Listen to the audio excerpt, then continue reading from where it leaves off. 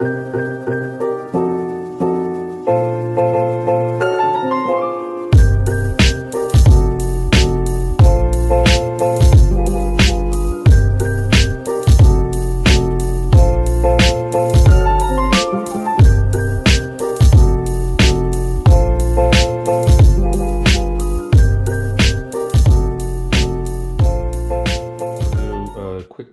on some of the most, how would I put this? The most questions that I get about building a shower for DIYers and homeowners. There are two of them in particular, and I want to address those issues right now because I'm getting ready to pour this pan. I'm going to go over a couple of other things too that may or may not be relevant to you. The very first question that I get most often is, how do I do my pan corner folds?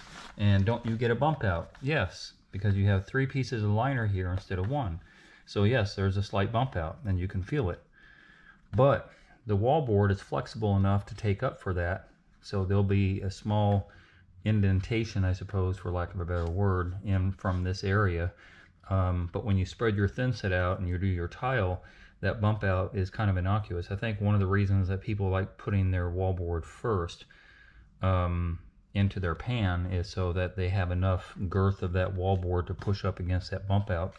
But honestly, that's not really an issue. My wallboard is going to come up to probably somewhere around here, and this little fold that's going on here is going to get pushed down enough because I can come up where my screws are at now currently are about 6 inches, so I can still come down to the bottom of my wallboard, almost to the bottom, and I can still put some screws in there. And since I'm waterproofing the entire shower anyway, those screws that are below the 3 inches above, because you're not supposed to perforate more than 3 inches above the curb.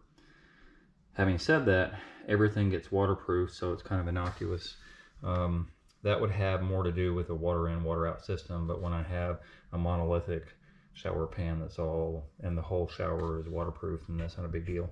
So I do a hospital fold, and you can clearly see that my bump out is over here, and my bump out is over here. So I have the same fold on both sides, and that's just, I don't know, symmetry or whatever.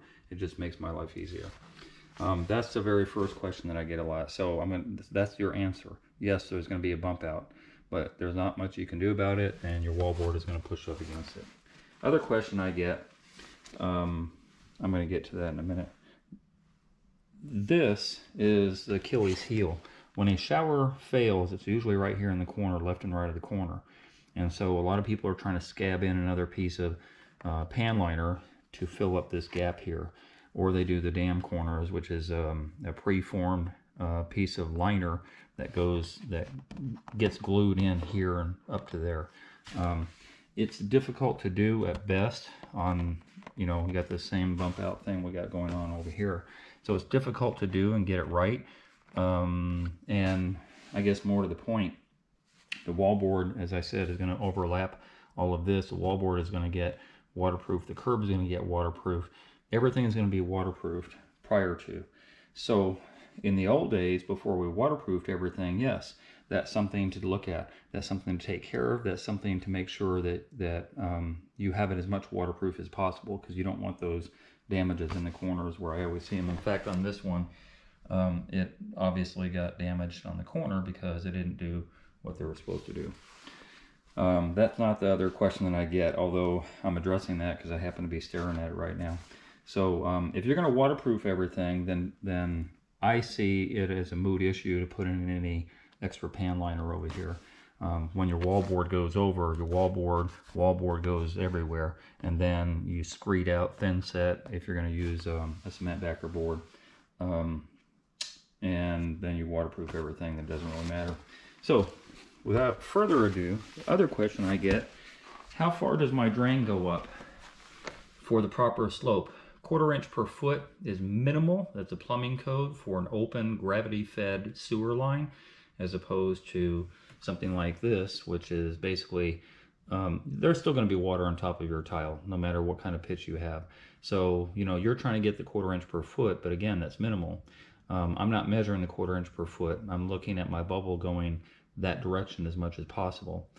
But since we're doing measurements, I'm going to put it out there. So there is, from here, I unscrewed my barrel to where I have about 1.75 inches right at the edge of this curb. So it's 1.75 inches here, and I want to be about 2.25 to 2.5 inches of mortar where I mark that line. So about more or less 2.25 inches here, and then 1.75 inches over here. And that gives me enough, right? But my mortar doesn't go up to the edge. My mortar goes just below the drain edge. And so that's actually not 1.75 inches, that's 1.5 inches of mortar. So 1.5 inches of mortar all the way to this edge over here, right? 1.5 inches, it would give you 2 inches, but I'm gonna go probably 2.25, about 2.25 inches over on that edge. And so I'll have a proper pitch, just to give you an idea. This measures at 2.25. This level, old beat up level, is 2.25. And then down to the top of my drain, which remember is not where the tile is gonna go. The tile is actually gonna go, so a lot of people want to do the edge of their tile right here. I raise my tile up a little bit, and then I do little cuts, little taper cuts around. Every single tile gets a taper cut, so I have positive water flow. But it's obvious right now that we have a good pitch, which this is 2.25, right? And this is what I say, 1.75. So we have a really good pitch right there. My mortar is going to come down to about here. It's going to come down to about there, so that's even more of a pitch. Then of course my tile is going to take up that difference, and I'm still going to be 1/4 inch per foot because I got 2 feet, a little less than 2 feet going across there. So obviously the pitch is correct. We have, if I go up until this is level, right there, you see obviously I have about maybe 3/4 inch.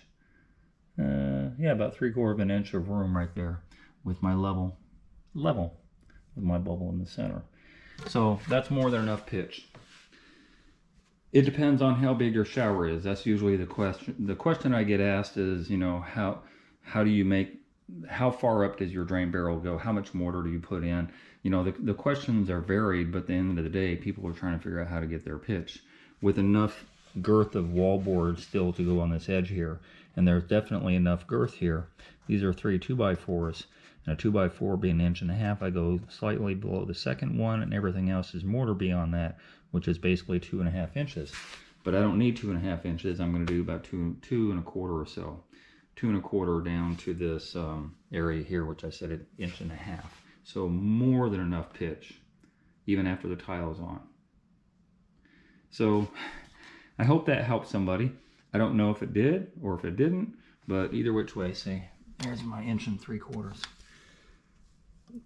Those are a little better than 1.75 inches. Those are the most frequently asked questions. The pan liner, how do you do your folds and get the push down with the bump out, you know, on all 4 sides, and how do I get my proper pitch? And so I'm making this video because the next time somebody emails me or calls me and asks me either one of those questions, I'm going to direct them to this video so that they'll have an understanding. Also, another thing, while I still have battery left on my camera, and while I'm still here, I'm going to take this out. I do mine a little unconventional. I make an X. I don't go all the way up to the edge of the drain. This is a locking flange, so before that goes on, I make an X almost to the edge, but not quite, probably about 1/2 inch off of the edge on all 4 sides. I do an X cut, and then I push my locking flange down so that these flaps of the pan liner are positively in the downward position, so that if the drain does back up, you have 2 lines of defense. You have the caulking that's under, well, I'd have to explain the whole thing over again, but basically you have this bottom flange that has a ridge. Caulking goes on that ridge. Once you put this locking flange down, the caulking gets compressed, and then when you screw this down, then those flaps are going to go into the downward position. So if you ever do have a backup of your drain, you have the caulking and you have the ability, the way I do it anyway, for the pan liner to go in the down position. So it's much harder for the water to get up and inside and under the pan, especially on a wood floor. This is a concrete floor, so not that important. Anyway, I thought I'd put that information out there. How long does it take me? Another question, they pop in my brain. How long does it take me to pour a pan? So I currently have 4 bags of mortar, and I mix 2 at a time, and I slop it in there. Then I mix another 2, slop it in there, and then I use my trowel. I use a lot of different tools to kind of push it around and get it at a point. And then you could even get a piece of, I don't know, a stick or something like that, say a painter stick, and you can mark where that 2 1/4 or 1 3/4 or whatever size your pan is going to be is contingent on how big your shower is, right? And then you can put that stick in there as you're screeding out your mortar all the way around the perimeter. You want about probably about 1 1/2 to 2 inches of perimeter level. And then you're going to put that stick in there and with the pre-mark that's already on it, and you're just going to check. And so just add a little bit more mortar as you go along. It makes your life easier because then the rest of it just gets sloped down to the drain. So there you go. Quick video, as quick as I could make it, as much talking as I do. There are a lot of people who don't understand the whole process. Some people need more information, some people need less. And that's why I talk so much, because I don't know who's watching. And that's it.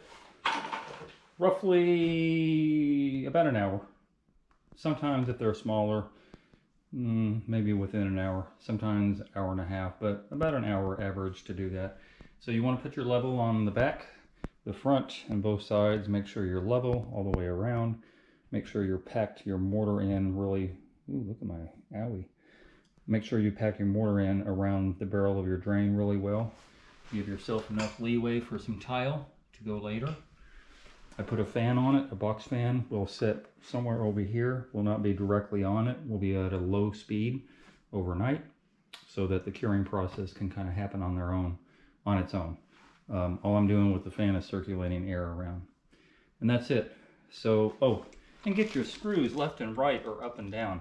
I don't know why, but when I go in to do a shower tear out and I see the screws are going that way, ooh, I don't know why that bothers me so much. OCD or something, I don't know.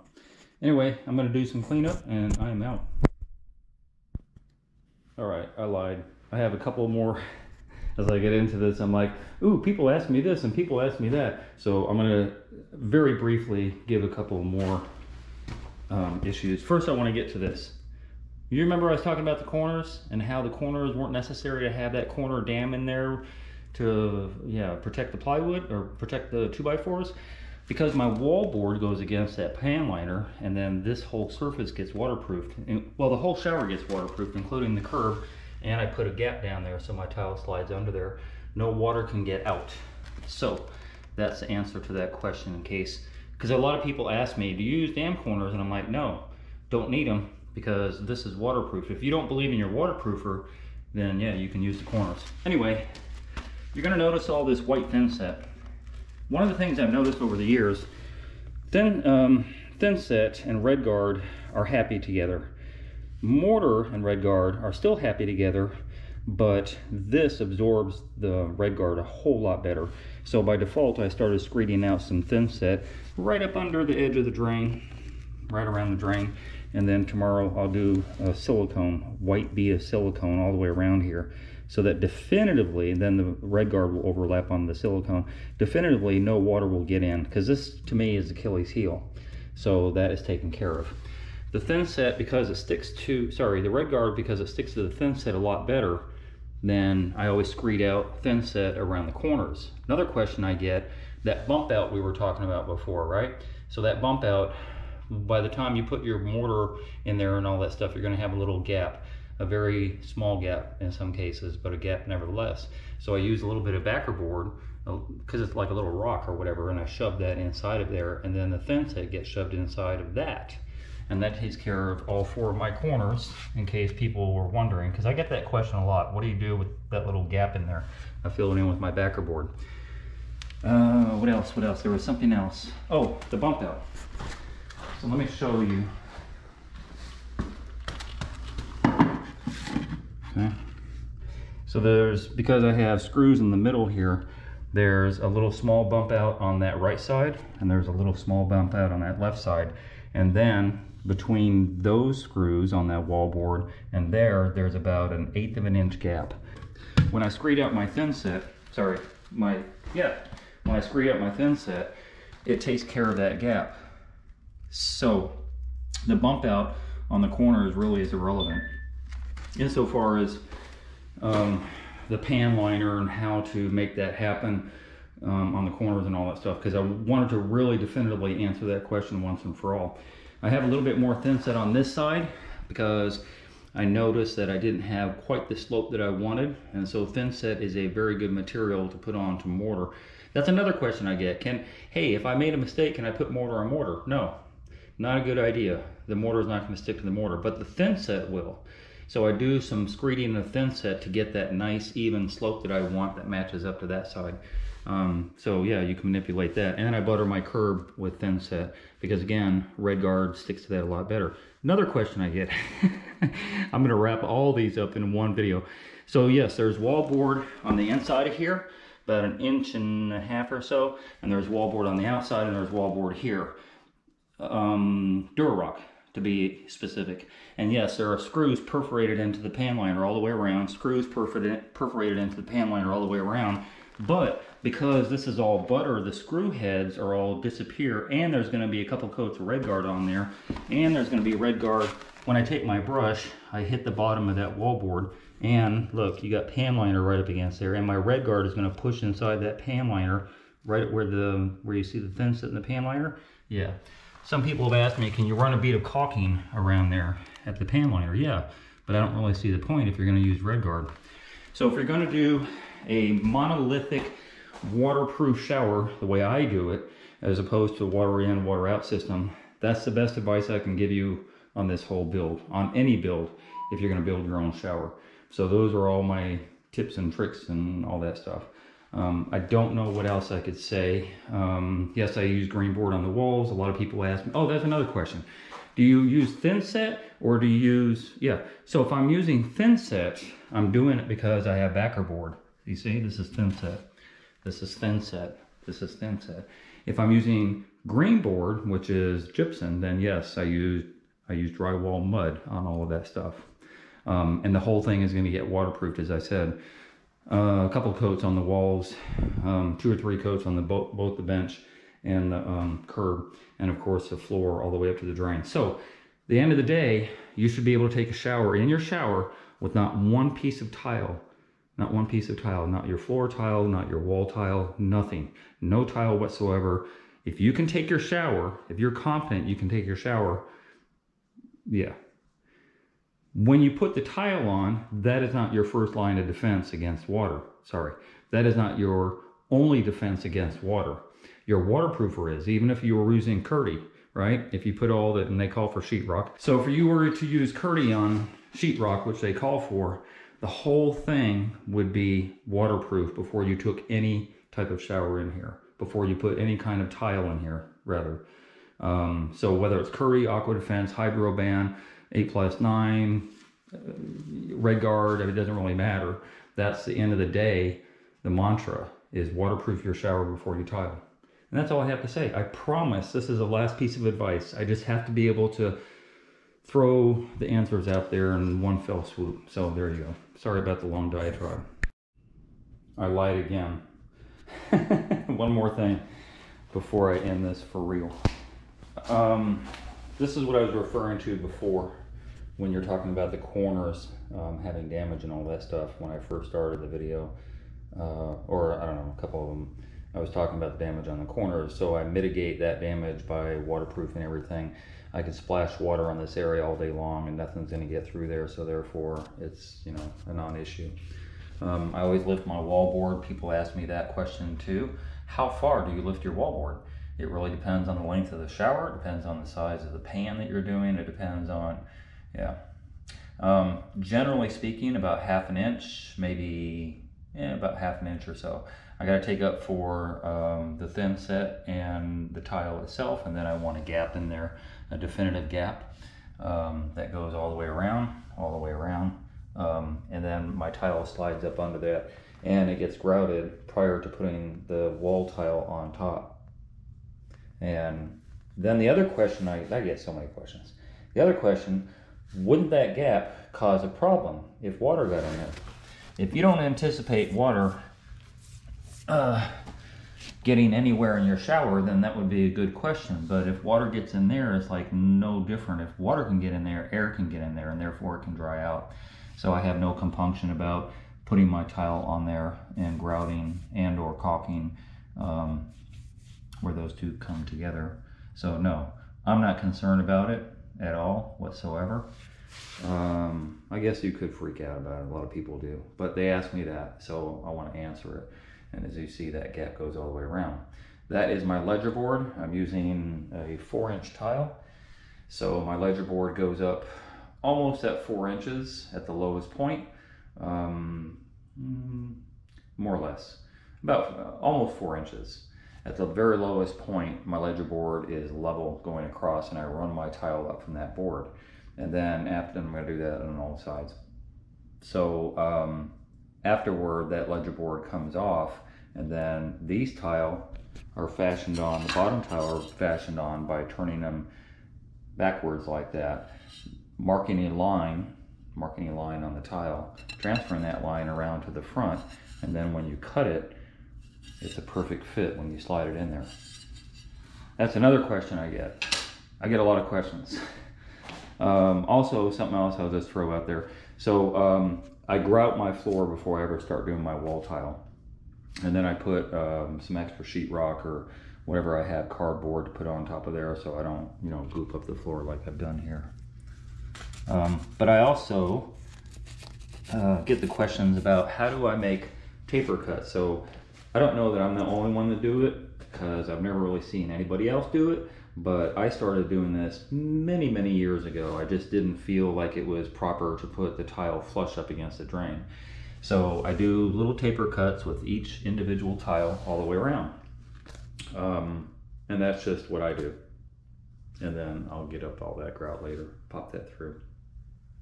But yeah, the taper cuts allow for positive water flow to go directly into the drain, rather than having any issue with the floor dropping or anything going on where water could pool around the drain. That takes care of that problem. So I know you didn't ask that, but I'm telling you anyway. And that's it. That's all I can tell you. That's as many.